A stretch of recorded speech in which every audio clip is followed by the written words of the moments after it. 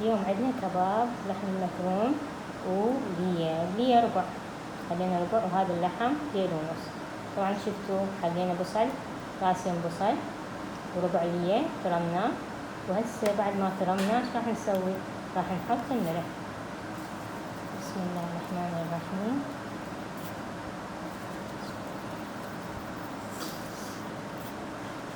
وهسه نعجنه، نخليه يتلابس، يعني لابسوه، يعني مو عجين مثل الخبز، يعني يتلابس. لمينا العجين ونبلل ايدينا بالمي ونعجنه هيك، يعني بس نقلبه ونلابسه، يعني مو نعجنه مثل الخبز، لا هيك مرد، يعني حتى شنو يتلابس اللية ويا اللحم ويصير عجينة تمام.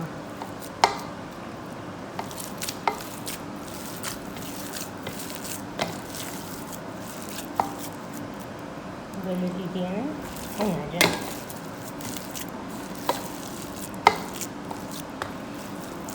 طبعا راح احطها بهاي الفنجان، ارجعها الفنجانة هاي احطها.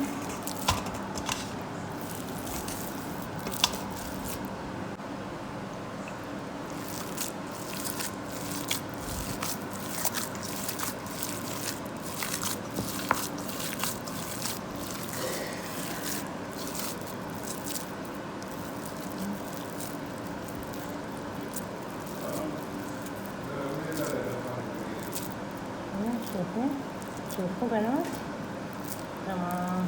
هسه هاهي راح اعجنه واخليه حد وقت شوي.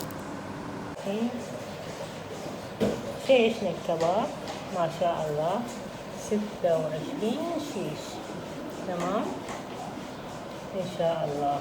نكمله ونشوي طبعا على الفحم نرجع. طبعا سوينا الطماطة حتى نشويها وبصل والكباب ان شاء الله كله سوا.